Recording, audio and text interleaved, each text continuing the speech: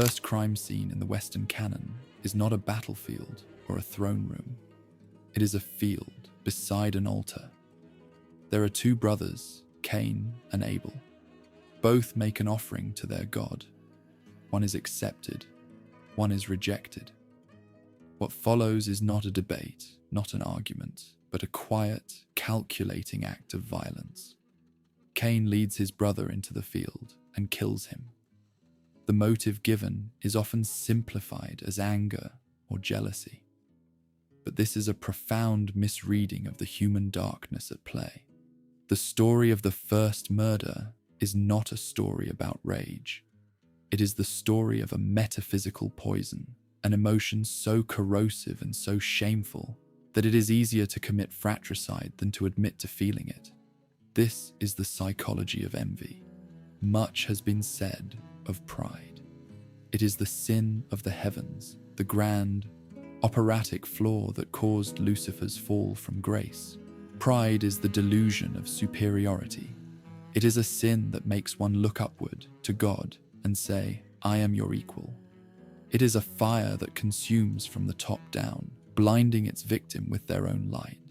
But envy is the sin of the earth. It is quieter, colder, and far more insidious.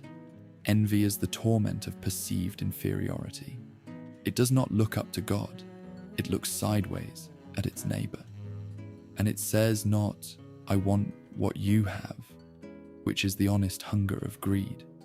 It says, "I cannot bear that you have it." Pride blinds you to your own flaws. Envy blinds you to everything but the other person's success. It is the acid that dissolves the very possibility of human connection, turning admiration into resentment and friendship into a silent, secret war. This is why envy is the true first sin. It is the primal recognition of difference and the bitter conclusion that this difference is an injustice. It is the engine of a specific kind of evil, one that does not seek to build itself up, but only to tear another down. To envy is to be in a state of perpetual, self-inflicted torture, where the happiness of another feels like a personal wound. In this exploration, we will perform a clinical autopsy of this primordial poison. We will trace its origins in our evolutionary past and its echoes in our foundational myths. We will dissect its manifestations in the modern world, from the quiet betrayals of so-called friends to the very architecture of our social media reality. We will examine the philosophy of this hidden torment. But most importantly, we will seek to understand if there is an antidote. Is it possible to transform this most destructive of human emotions, not into a bland acceptance, but into a powerful tool for self-realization? Can the poison that fueled the first murder become the very compass that guides us back to ourselves? The investigation begins now. Before one can dissect a poison, one must first correctly identify it. In the common lexicon, the words envy and jealousy are used interchangeably, a sloppy linguistic habit that obscures a crucial psychological distinction. To confuse these two forces is to fundamentally misunderstand the nature of the affliction. Jealousy is a crime of passion, born from the fear of loss. It is a triadic relationship. You, the person you possess, and the rival who threatens to take them away. Jealousy, for all its destructive potential, is rooted in a form of love, however distorted. It screams, "I am terrified of losing what is mine." Envy is a far colder, more sterile, and more existential condition. It is a dyadic relationship. There is only you and the other person who possesses a quality, an object, or a state of being that you lack. Envy is not about the fear of losing something. It is about the pain of never having it in the first place. Envy whispers, "I am diminished by the very fact of your existence." Jealousy is a desperate attempt to hold on. Envy is a desire to see the other fall. One is a drama of possession. The other is a theology of lack.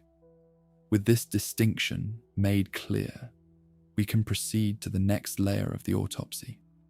Modern psychology has further dissected envy into two distinct strains, two different poisons that operate in fundamentally different ways. The first and most infamous is what is known as malicious envy. This is the classical, destructive force of the Cain and Abel story.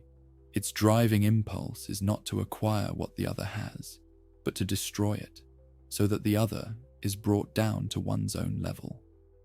Malicious envy operates from a zero-sum worldview, a belief that another's light necessarily casts a shadow upon you. If your neighbor acquires a fortune, the malicious impulse is not to work harder to acquire your own, but to wish for their financial ruin. If a colleague receives praise, the impulse is to find a flaw in their work, to belittle their achievement in your own mind or in the gossip of others.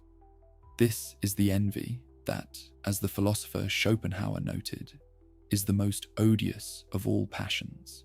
For the one who feels it is at war with the very existence of excellence in the world. He finds his only pleasure not in his own advancement, but in the misfortune of others, the grim satisfaction of Schadenfreude. It is the most irreconcilable of all human feelings, because its goal is not attainment, but annihilation. But there is a second, more subtle and complex strain, benign envy. This is a critical distinction, for within it lies the seed of a possible antidote. Benign envy is still painful. It is the same sharp recognition of another's advantage and your own lack. The difference lies in the response.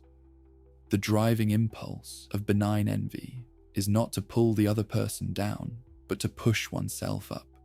It is the pain of inferiority channeled into motivation. When faced with a colleague's success, the benign response is not to denigrate them, but to ask, what did they do to achieve that? What must I do to reach that level myself? It is an envy that is close to admiration, but with the sting of personal dissatisfaction still attached. It is a painful form of inspiration. The individual does not wish for the other's failure. They are pained by their own perceived inadequacy and are spurred to action by it. This is the envy that can fuel ambition, that can drive an artist to master their craft or an athlete to train harder. However, one must be cautious. The line between benign and malicious envy is a razor's edge. The same feeling of inferiority can, on a good day, become the fuel for self-improvement, and on a bad day, curdle into the bitter poison of resentment. The direction it takes is determined not by the object of envy, but by the character and philosophical fortitude of the one who envies. The great tragedy is that for many, without conscious and deliberate effort, the easier, more passive and more seductive path is always that of malice. It is, after all, far easier to wish for another's ruin than it is to undertake the arduous work of building oneself up. To truly comprehend the depth of a poison, one must trace it back to its source. The clinical distinctions between malicious and benign envy are modern labels for an ancient force, a primordial emotion that has been with humanity since the dawn of self-awareness. Long before psychology gave it a name, mythology gave it a face. The ancient myths are not merely stories for entertainment. They are the collected dreams and nightmares of the human psyche. They are a symbolic record of the fundamental forces that animate our existence. And when we look for the archetype of envy within these tales, we find it not as a minor flaw in a hero's character, but often as a central, world-altering force, a motivation powerful enough to incite the wrath of gods and topple civilizations. Consider the tragic figure of Medusa. In the popular imagination, she is simply a monster, a gorgon with snakes for hair, whose gaze turns men to stone. But this is the final chapter of her story. not the beginning. The earlier myths, as recorded by the Roman poet Ovid, tell a different tale. Medusa was once a human priestess of astonishing beauty, serving in the temple of the goddess Athena. Her hair in particular was her crowning glory. Her only crime was her own beauty, a crime that attracted the attention of the sea god Poseidon. But the punishment for this unwanted attention did not fall upon the powerful god. It fell upon the mortal woman. Athena, enraged that her temple had been defiled, and perhaps more honestly, unable to tolerate a mortal whose beauty rivaled her own, unleashed a terrible transformation. She did not kill Medusa. She did something far more cruel, something only the truly envious can conceive of. She attacked the very source of her envy, Medusa's beauty. She turned her glorious hair into a writhing mass of serpents and cursed her with a gaze that would turn any living thing to stone, ensuring she would never again know a moment of human connection. This is not divine justice. This is divine envy in its purest, most malicious form. The myth of Medusa is a profound psychological lesson. It reveals that the deepest impulse of envy is not merely to harm the object of its focus, but to corrupt it, to transform its most beautiful and admirable qualities into something monstrous and terrifying. It is an act of metaphysical vandalism. If Medusa reveals the personal, transformative horror of envy, the myth of the Trojan War reveals its catastrophic societal consequences. The entire decade-long war, a conflict that laid waste to a generation of heroes and ended in the burning of a great city, was not initiated by a dispute over land or honor or political power. It began at a wedding with a single simple object, a golden apple inscribed with the words, "For the fairest." Eris, the goddess of discord, who was not invited to the celebration, tossed this apple into the midst of the goddesses Hera, Athena, and Aphrodite. The pride of each was immediately wounded, but what followed was not a contest of pride, but a wildfire of envy. Each goddess looked upon the others not as peers, but as rivals who might claim the title that was rightfully hers. Their desire for the apple was secondary to their inability to tolerate another being chosen over them, and in their envy, they did not appeal to a higher justice. They corrupted a mortal, the Prince Paris of Troy, offering him bribes of power, wisdom, and love. Paris's choice of Aphrodite and his subsequent claiming of Helen of Sparta was merely the first domino to fall in a long and bloody chain of events set in motion by divine envy. This story serves as the ultimate parable for the destructive scale of this poison. It teaches us that envy, even when it begins with a seemingly trivial object, has the power to poison entire systems, to turn allies into rivals, and to ignite conflicts that can burn for a generation. It is the quiet, insidious force that whispers in the ear of power, convincing it that the success of another is an intolerable threat to its own existence. These are not just cautionary tales. They are diagnostic manuals for the soul. They tell us that envy is not a modern psychological quirk. It is a primordial force, woven into the fabric of our oldest stories, because it is woven into the very fabric of our nature. If mythology provides us with the archetypal skeleton of envy, then great fiction provides the living, breathing tissue. It is in the detailed, moment-to-moment consciousness of a character that we can witness the full, tragic arc of this poison as it enters a system, metabolizes, and ultimately consumes its host from the inside out. Literature and cinema offer us unique case studies, psychological autopsies of souls in the grip of this primordial torment. To understand the envious mind, we need not look further than two of the most profound portraits of this affliction ever created: the tragic figure of Antonio Salieri in the story of Amadeus and the purely malevolent force of Iago in Shakespeare's Othello. Salieri's story is perhaps the most relatable and therefore the most terrifying portrait of envy ever written. His is not the simple envy of the untalented for the talented. On the contrary, Salieri's curse is that he is deeply, genuinely gifted. He is a man of immense discipline, piety, and musical competence. He has dedicated his entire life to his craft, sacrificing earthly pleasures to serve God through his music, and his God, for a time, rewards him. He becomes the respected court composer, a man of status and achievement. His life is a testament to the idea that hard work and devotion will be recognized. And then, into his orderly, virtuous world, walks Wolfgang Amadeus Mozart. Salieri's tragedy is born in the instant he recognizes the truth, that the divine, transcendent beauty he has spent a lifetime striving for flows effortlessly, almost comically, from an immature, giggling, profane fool. His curse is not that he is a bad composer, but that he is just good enough to be the only person in the room who can fully comprehend the cosmic, almost insulting scale of Mozart's genius. This is the moment his envy curdles from the benign to the malicious.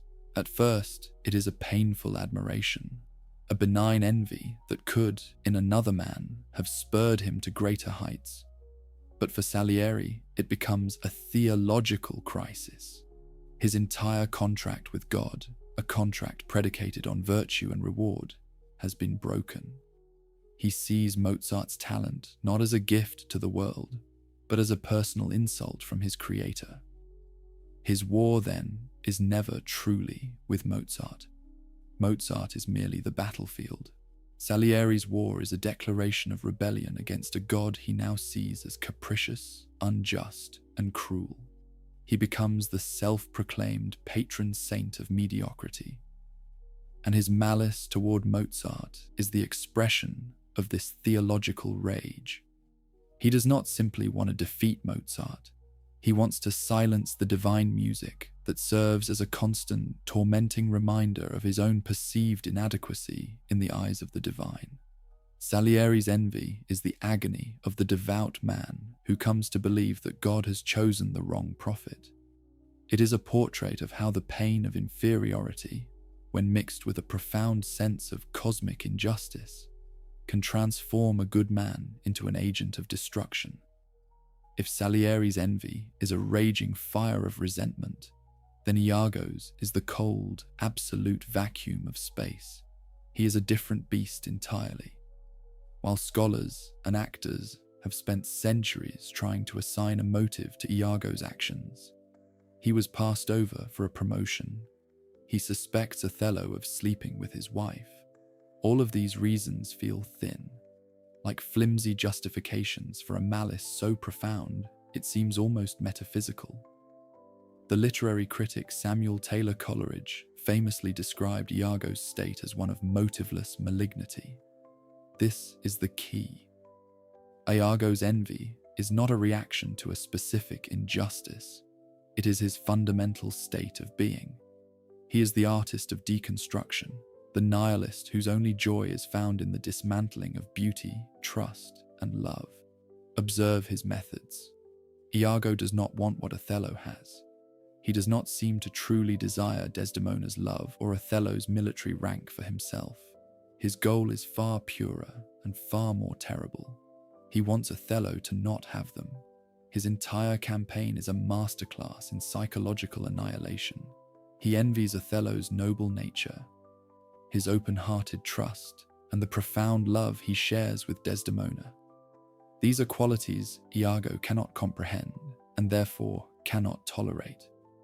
So he sets out to systematically poison them, to turn Othello's nobility into savage jealousy, his trust into paranoid suspicion, and his love into murderous rage. Iago is the embodiment of pure, malicious envy. He is the black hole that seeks to pull all light into itself. His only reward is the successful transformation of order into chaos, of love into death. Salieri shows us the tragic, almost sympathetic face of envy, the pain of a man at war with his own limitations. Iago, by contrast, shows us envy's final, demonic form, a force of pure negation that seeks nothing for itself but the erasure of the good. Together, they map the full, terrible spectrum of this first sin. From a human tragedy to a metaphysical horror, the grand, operatic envy of a Salieri or an Iago may feel distant, like a drama played out on a stage far from our own lives. It is tempting to believe that our modern, civilized sensibilities have moved beyond such primitive passions. This is a profound and dangerous self-deception.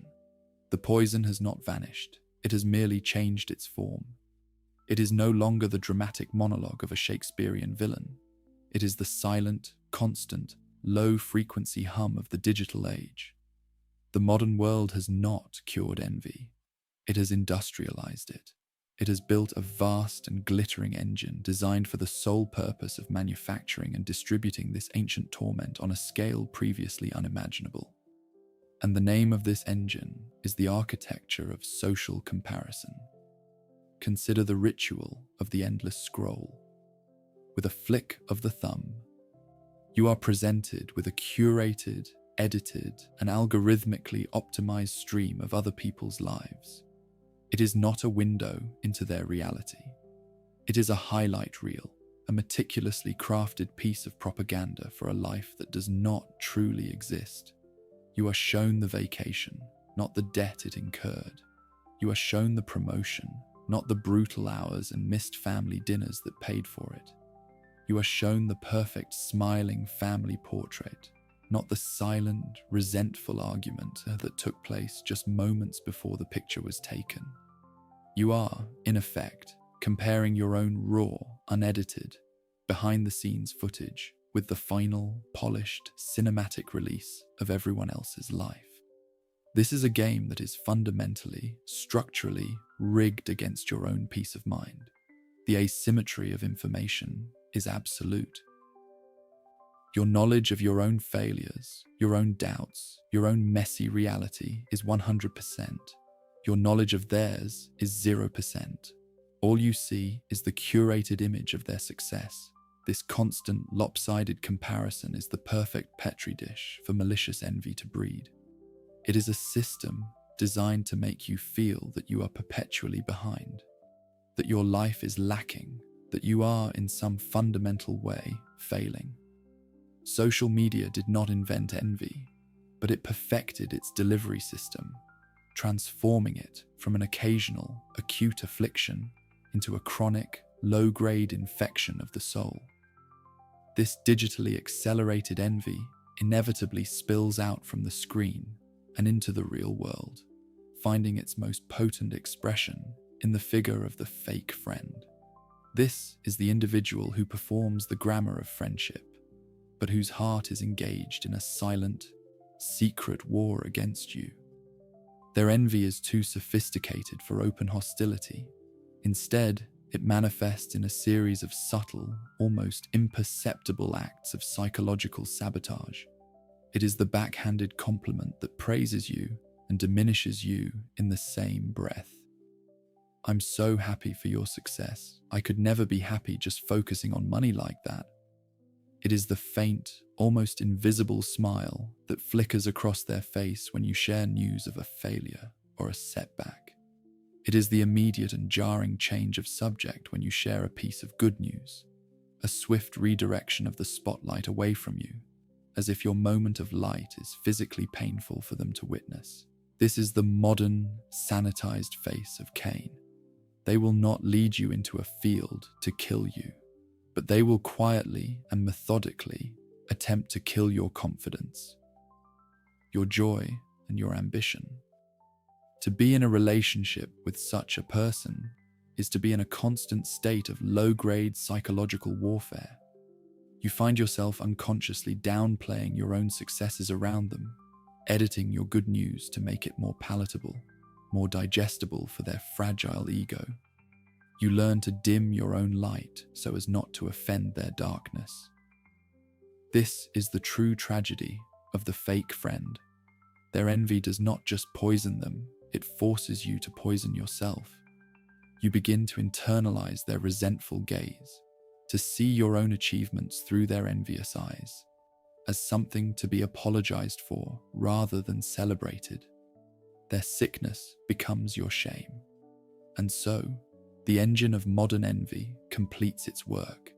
It uses the global stage of social media to convince you that you are inadequate. And it uses the intimate stage of personal relationships to ensure that if you ever do manage to succeed, you will be made to feel guilty for it. The modern world has not created a new torment. It has simply perfected the art of making us the willing architects of our own misery, turning the very tools meant for connection into the weapons of our own self-inflicted isolation. If envy is a poison, then the antidote cannot be a simple platitude. To tell an envious person to simply be happy for others is like telling a drowning man to simply breathe. It is a useless and insulting command that ignores the powerful, involuntary nature of the affliction. The path out of the self-inflicted torture of envy is not found in wishful thinking or moral exhortation. It is found in the adoption of a set of deliberate, disciplined, and often counterintuitive mental practices. These are not feelings to be hoped for. They are muscles to be built through strenuous and repetitive exercise. The escape from this prison is not an act of grace. It is an act of will, a systematic re-engineering of the very foundations of one's perception. The first and most foundational of these disciplines is the practice of gratitude.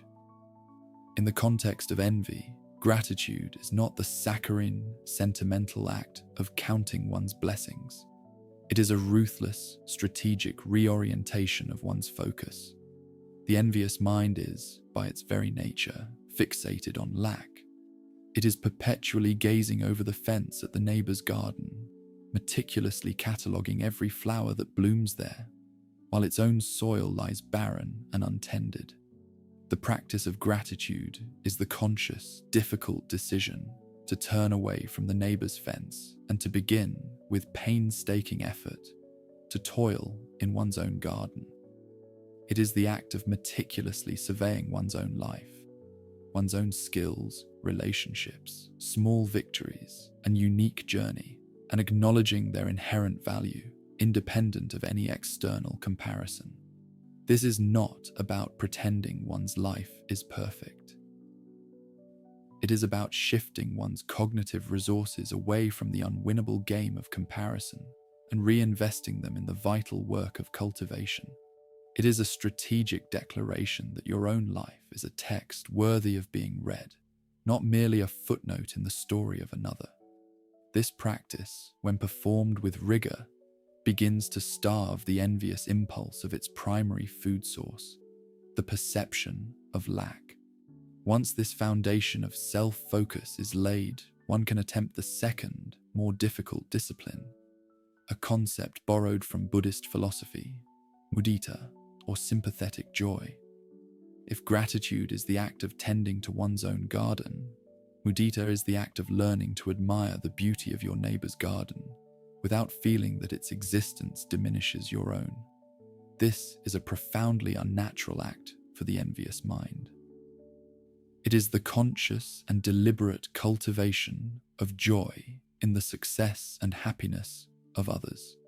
It is an active rebellion against the zero-sum logic of envy.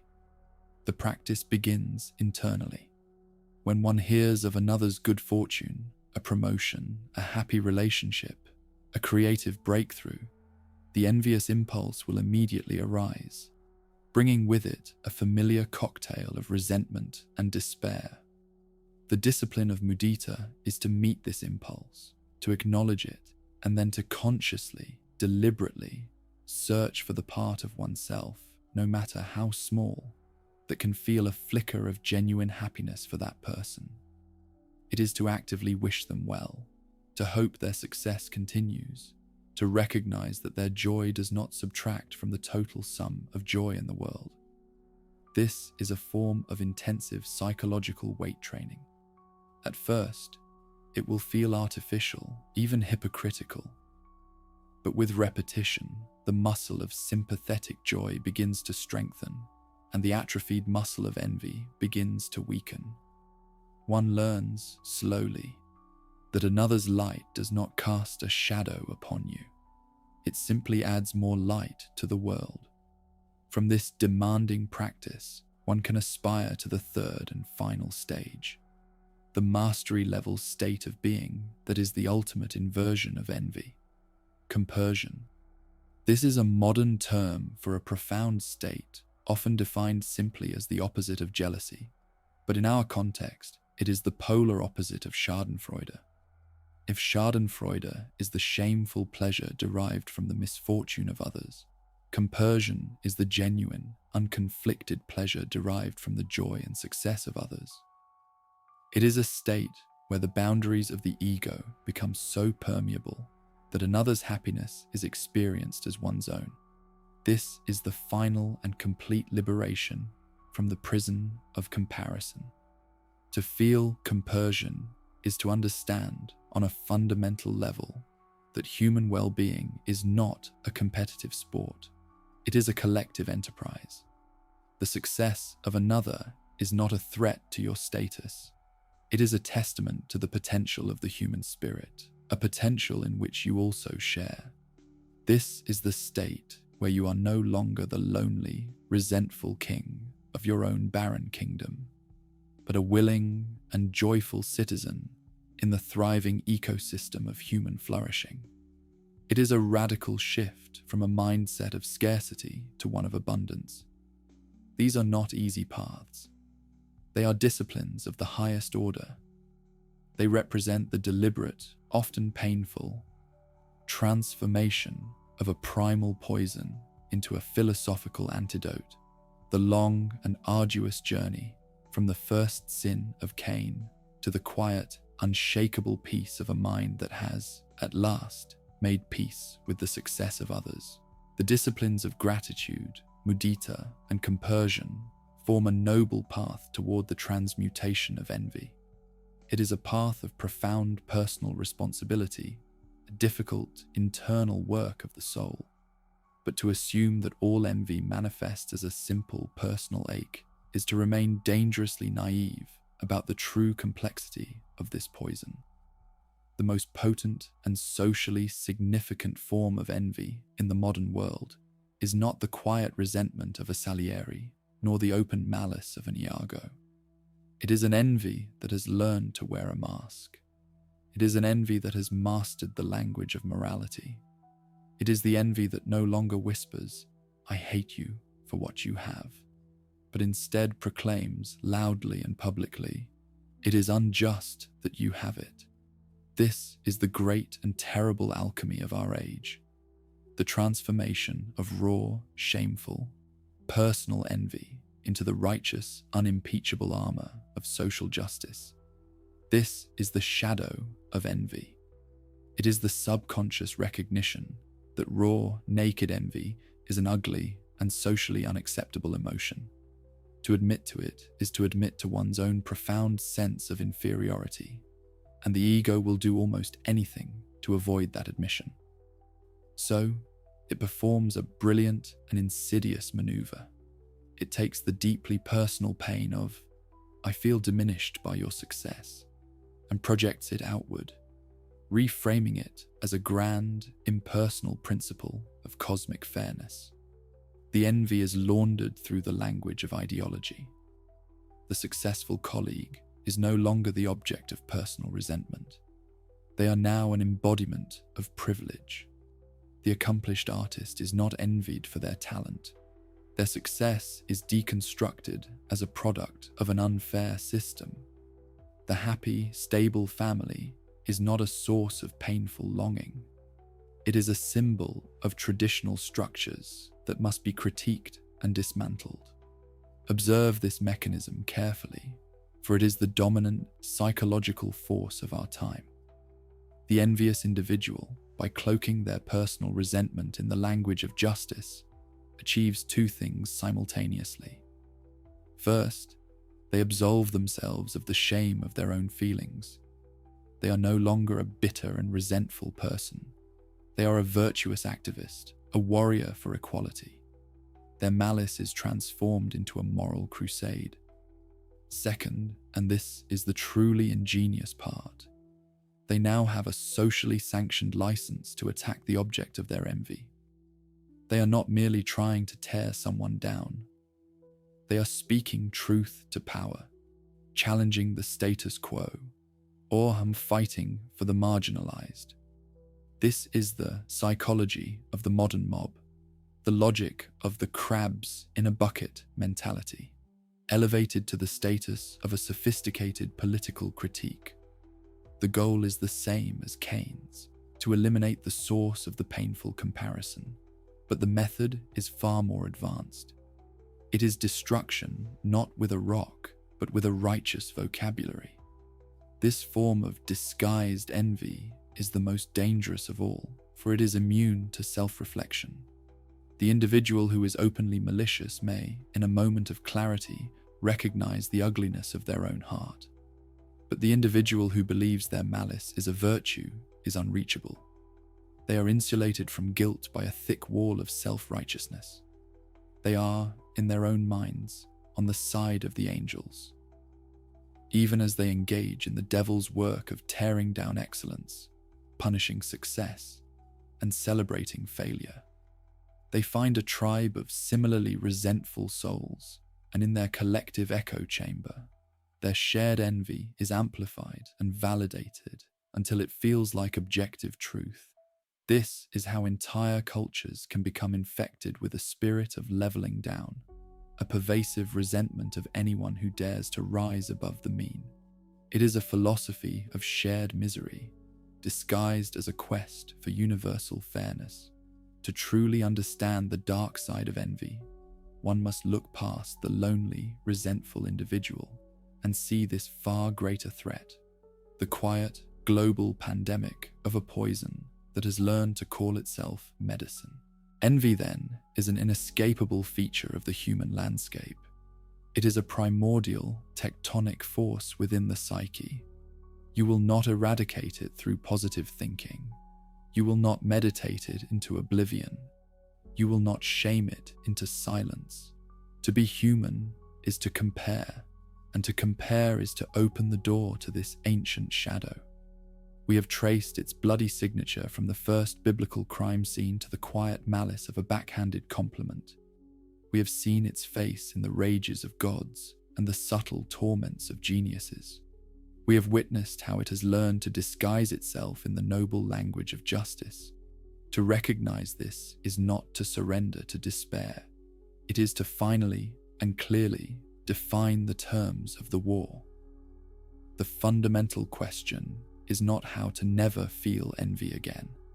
The fundamental question is, when it inevitably arrives at your door, what will you do with it? Because in that moment, when the sharp, bitter pang of another's success lands in your soul, you are standing at a fork in the road of your own character. Before you lie two paths, and only two.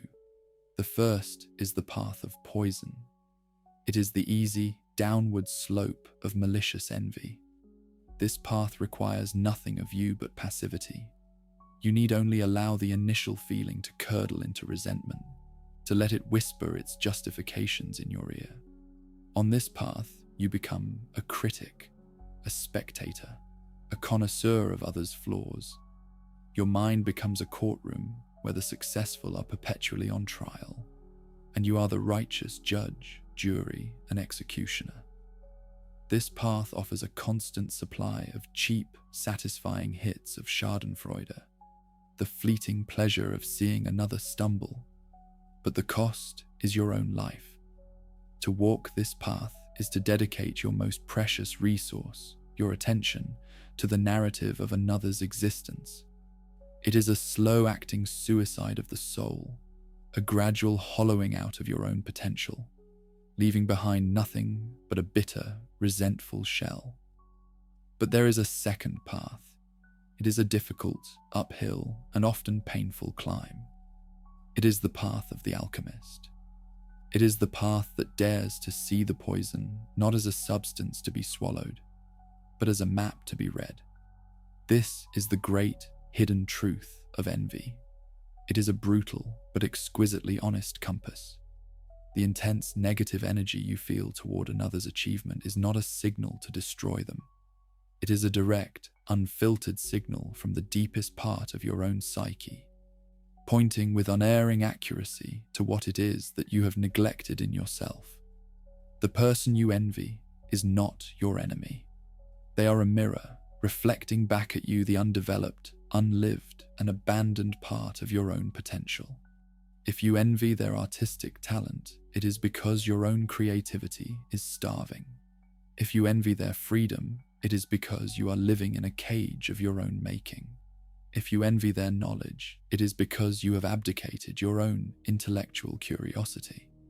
This is the core of the wholesome way through this dark emotion. It is the discipline of transforming the inquiry from why do they have that to why does the fact that they have it cause me such pain? The answer to the second question will always lead you back to yourself. It will show you the shape of the hole in your own soul. 'Tis a painful but revolutionary act of self-discovery. To walk this path is to decide that you will no longer be a bitter spectator of other people's lives. You will become the student of your own resentment. You will use every pang of envy as a data point, a clue in the great detective story of your own becoming. The choice is the most fundamental one a human being can make. The poison of envy will always be present in the world. You can choose to drink it, allowing it to consume you from the inside out. Or you can choose to study it, to understand its composition, and to use its bitter formula as the very catalyst for your own transformation. The question is not whether you will feel envy. The question is whether you will be its prisoner or its student.